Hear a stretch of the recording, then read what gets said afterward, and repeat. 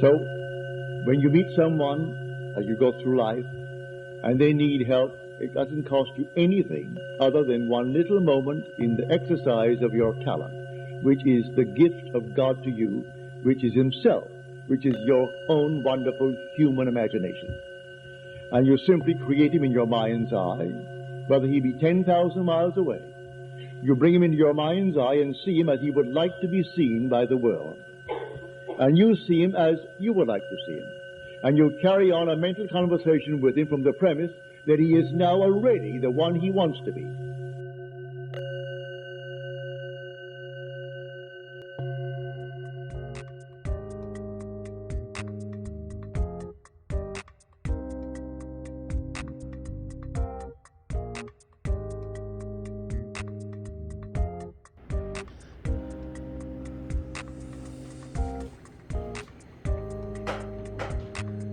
Hey Lily.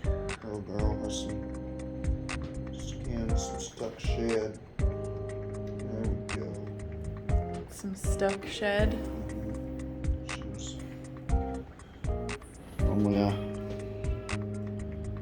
have the ability to water her better when she's in the shed and it's a retreat. Sorry Lily, I let you down. I could have been more helpful in the watering.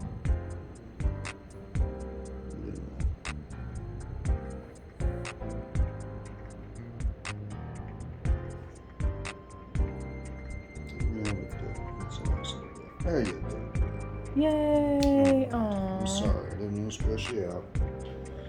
I wanted to help you. Make you feel better.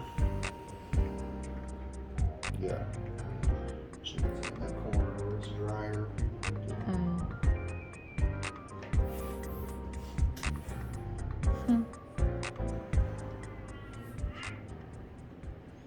You want to have a dinosaur party again, or do you want to have a different type of theme? I want to have a superhero party. Okay, I want to have a superhero birthday party. that's cool. Do you want to dress up as a superhero? No. You don't? I mean, I do. Okay, I want to dress up into Spider-Man. cool. Alright, we can make that happen. You think Mommy and Daddy should dress up as superheroes too? Sure. Ooh, what superheroes should we be? Daddy could be Batman. Okay. And you could be...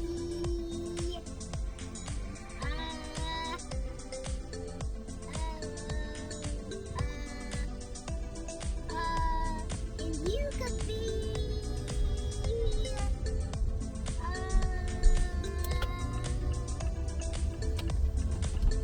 Batman. What? Batwoman? Yeah. I like this. What? I like this plan. What about Ananda? Oh, and I could be a baby. Batman. So you're the only Spider-Man in the family?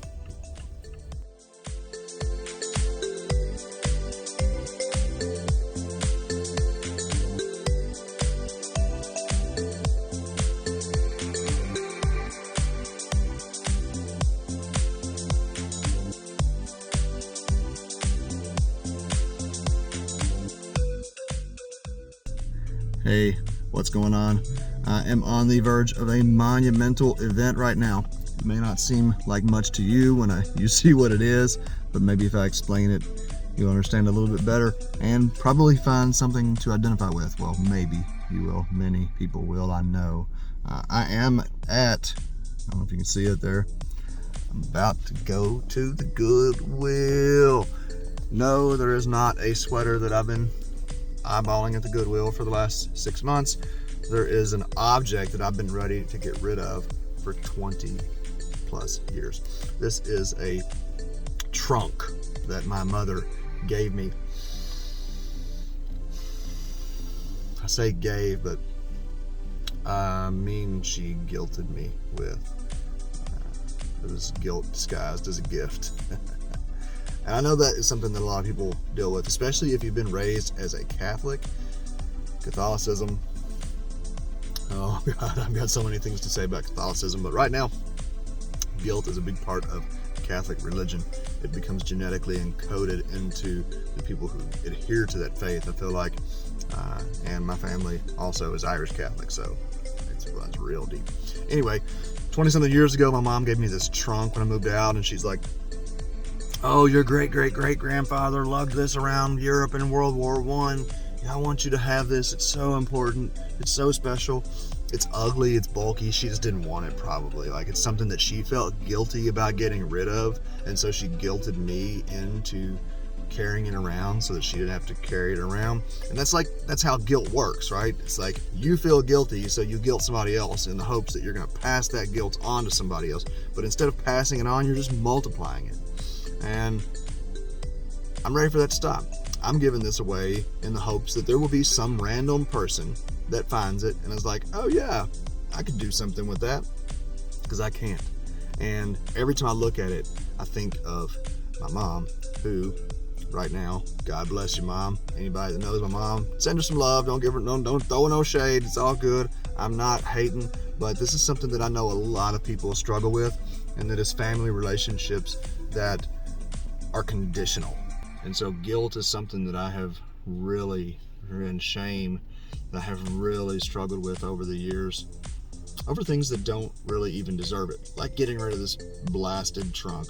See me, Courtney? I didn't drop that bomb there. I don't feel guilty at all. As a matter of fact, I feel great about it. I've been wanting to get rid of it. I'm also getting rid of the prayer book that my mother gave me from my uncle that passed. I have an uncle that passed away in Jamaica. He was a major cannabis grower here in the U.S., and all of my life I've been told what a bad person he was, how he messed up the family so much, how he should be so ashamed, and everyone is so ashamed, and all this guilt surrounding his working with what is now recognized as a powerful medicinal plant. Instead of questioning the laws, they guilt and shame the people. And I think it's time for that stuff to be done with. So I don't, like, she gave me his book basically as a reminder of the fact that I have often spoke highly of this person who everyone else speaks shamefully of. And so it's another tie to shame and guilt. So I'm going to get rid of that, and I'm going to get rid of this trunk, and I'm going to feel great about it. Anyway, if you ever had a family member that you have had a similar situation with, feel free to share your story in the comments below. I know that so many people have. I met with a good friend of mine yesterday who told me that her mom and her are no longer talking because of a very simple request. And so just know that you're worth it. Know that you are, even if your parents don't love you, if your parents don't validate you, you are worthy of love. You are worthy of validation. What you feel is okay, and you're okay. There are people out there that care. Thank you, Courtney Rose, for being one of those for me. Thank you, Bob and Kathy, for being one of those for me. Thank you. No, I don't need a receipt. I'm gonna videotape this thing going bye-bye though. See that trunk? I've been ready to get rid of this trunk for 20 years, man. Thank you so much. Maybe somebody out there watching this video is the one that ends up picking this trunk up. Wouldn't that be cool if you were like, you know, got that trunk at the Goodwill, and then you're like scrolling through some videos, and here's this dude talking about some mom shit. Like, oh wow, I got that trunk.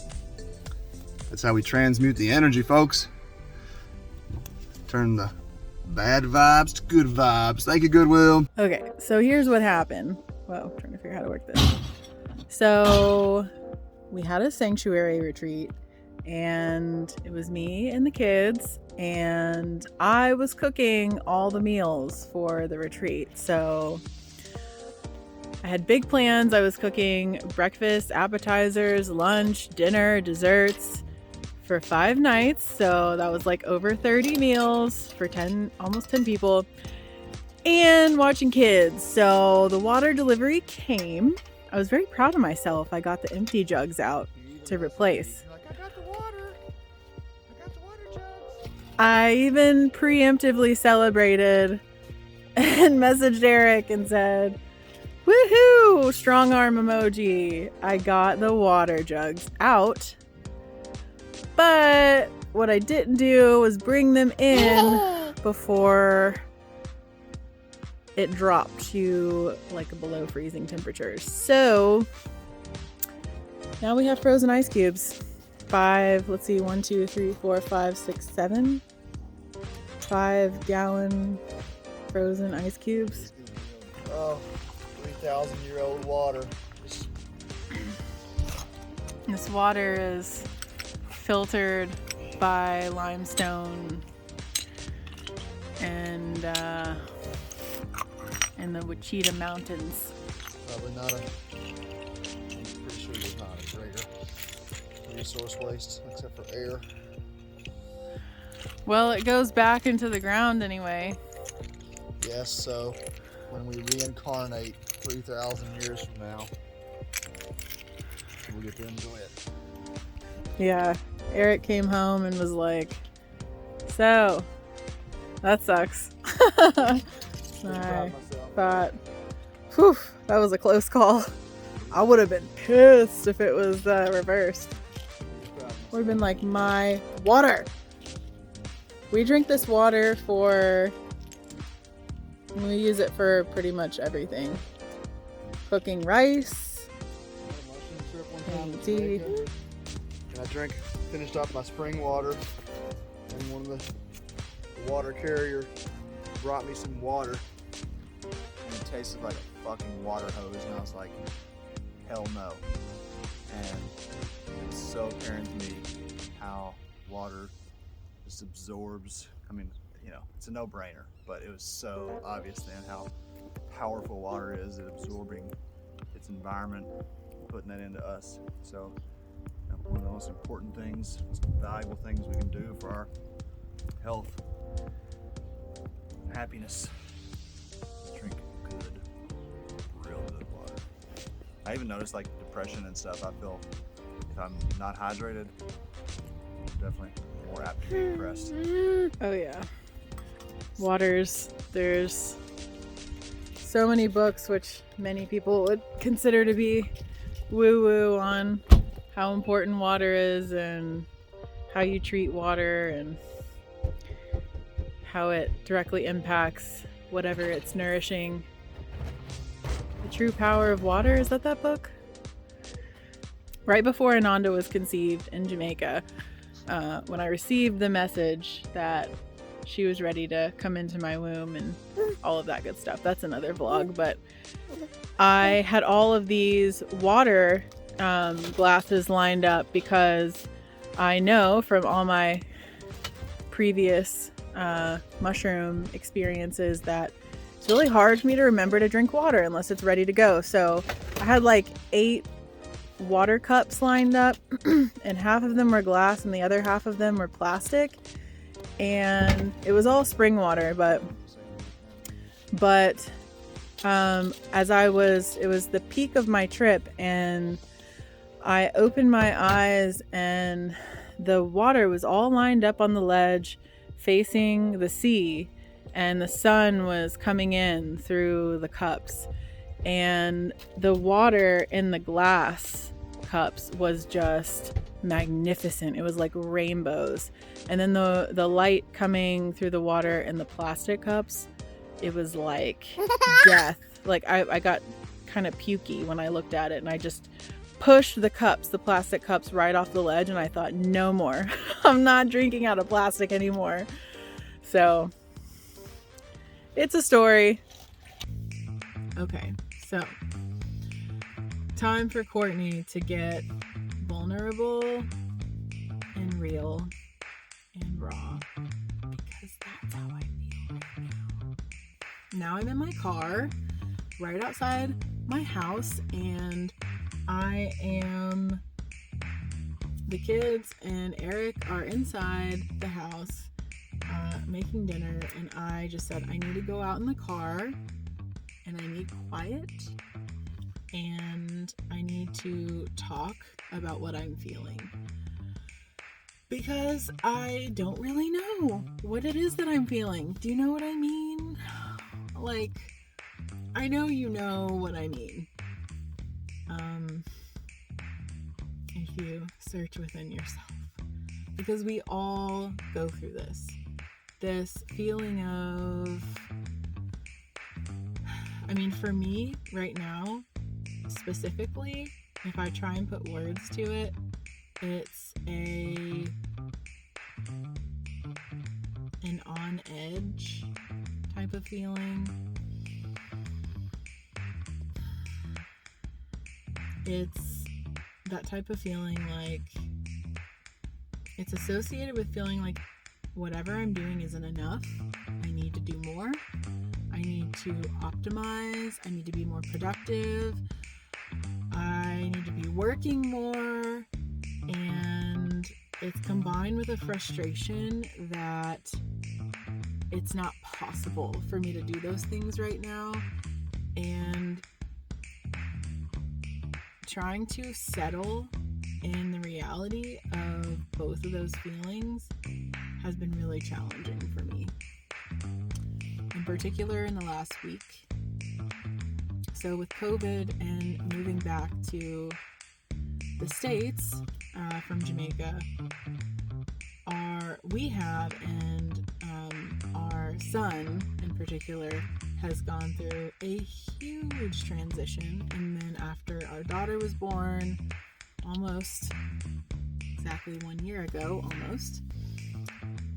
we've really been going through a big transition. And on top of that, we've founded 1, 2, 3 new organizations.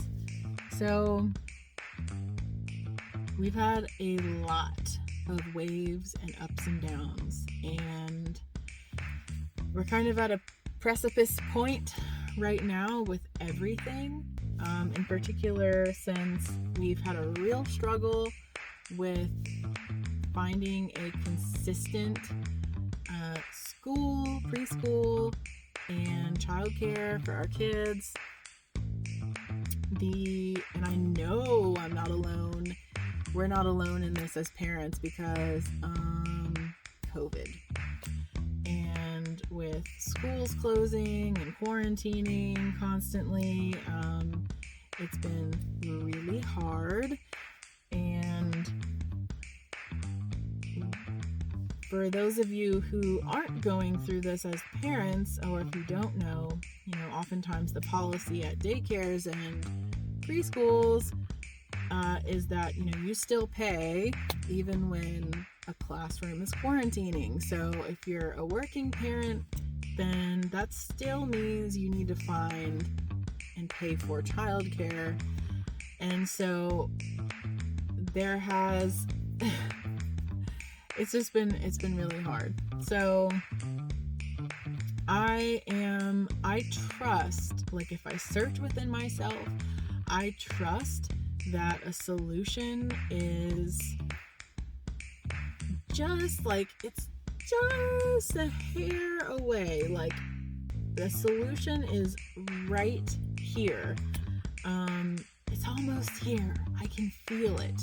But it has been many months. It's been since August of last year, of 2021. It's now February, that we have been attempting to homeschool and take care of almost full-time both of our kids. I'm about to run out of storage, but that being said, I just want you to know, if you're going through this, you're not alone. You are not alone. I consider myself to be an overall very happy and healthy person, and most days are really great. And we're really fortunate to have an amazing family and health and a roof over our head and a warm home, even in the middle of winter with snow all around, and the ability to buy good quality food. So don't get me wrong, we're hella lucky. But hard, challenging days do exist, and it will pass.